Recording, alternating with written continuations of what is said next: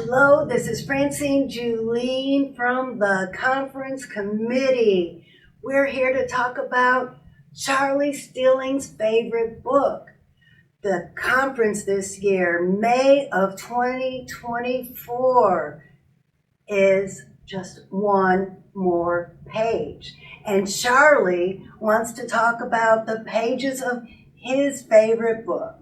Charlie told me that Chapter 1 was his favorite, and I'm going to let Charlie give you a summary of what Chapter 1 is all about, and then we're going to ask Charlie some questions.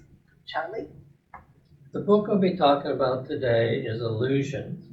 The book was published in 1977. It's by Richard Bach. He's more famous for the book Jonathan Livingston Seagull.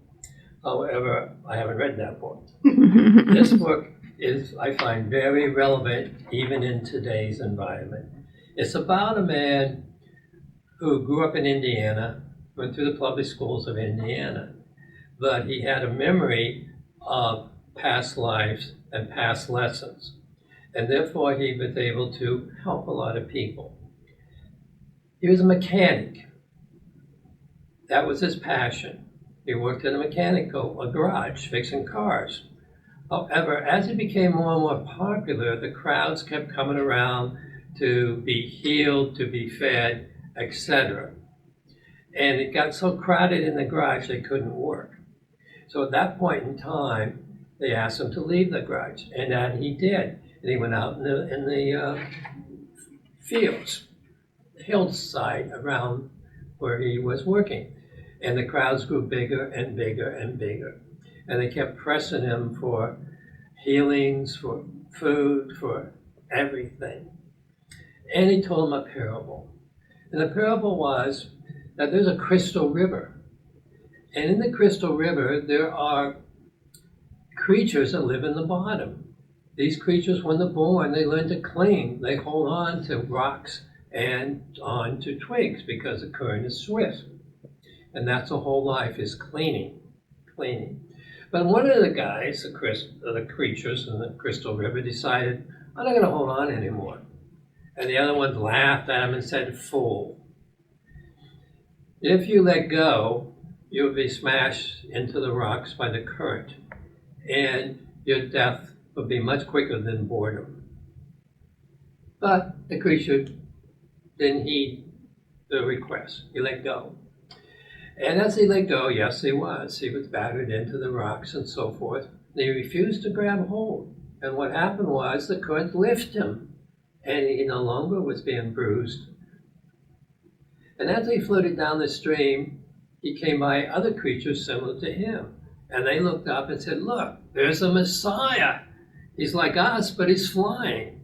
And the creature said, no, we're not a Messiah. We're just let go, and the current will take care of you. But they didn't. They looked back up, and he was gone. So the rest of the life, they talked about the Messiah that came and went. That was a parable he was giving the people. And the idea was, take care of yourself, let go. Don't just cling to whatever it is that you're clinging to. And they didn't. They just kept pressing him for more, for healings and for food and other things. Then he got tired, so he went up to the mountains. Everybody wants to talk to God, they go to the mountain. So he went up to the top of the mountain and announced that to the God. He said, God, I'm sorry I let this thing get out of hand, but I just really want to be a common man. I want to be a mechanic. I want to go back to my life as a mechanic.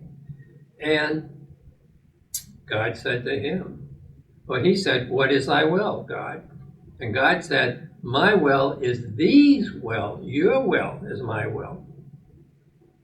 Go and be a mechanic. So he goes back. The crowds are really, really pressing him, and he just said, hey, I quit. He went off to be a mechanic. Now, the point of the story is that's life today. People aren't willing to let go. They're willing to improve their speaking ability by going to Toastmasters. They just cling to what they know, and they're not growing. And that's the summary of the chapter 1, an illusion. You don't have to read beyond chapter 1. It's all right there. What's happening through the rest of the book is about his life as a mechanic and so forth.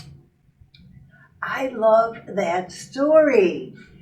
And what a beautiful way of talking about books, because we cling to what we know. Now, how do we learn new things?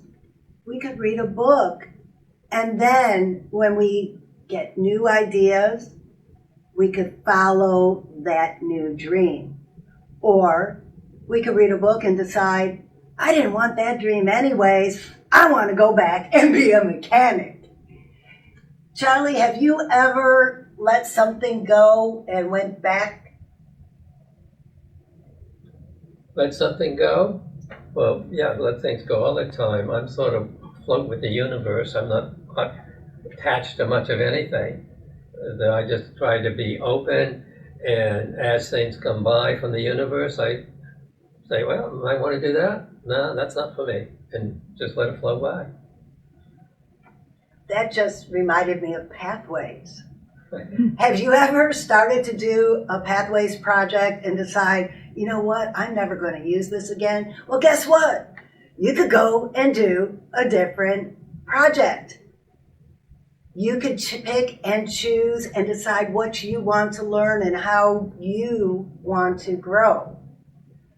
But this is more than just Pathways. This is more than just conference. This is life. Charlie, how can the people viewing us today implement this in their lives? Well, there's two types of people today, in my view.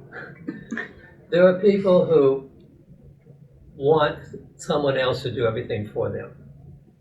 They want a job to show up, they want money to come to them, they want relationships to come to them, but they are willing to do the work.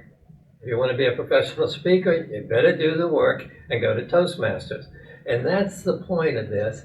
You can be a creator, create your life, or I think too many of the younger people today are sitting back and thinking that, hey, I'm just a friggin' victim. I just happen to be on this planet at this time, and I didn't choose it. And I'm nothing but a victim. With that mentality, you're not going to grow. Things are not going to come your way. You're not going to learn how to be a creator. That's it. That's it in a nutshell. We can create our new beginnings. Charlie runs the Create Your New Beginnings business, where he does a meditation workshop. And let me tell you, I think everybody needs to go to his workshop, because his workshop helped me create my new beginning. In his guided meditation, I met the character of my new book. Books are powerful. Meditation is powerful. I want to know what book has led you on a new path in your life.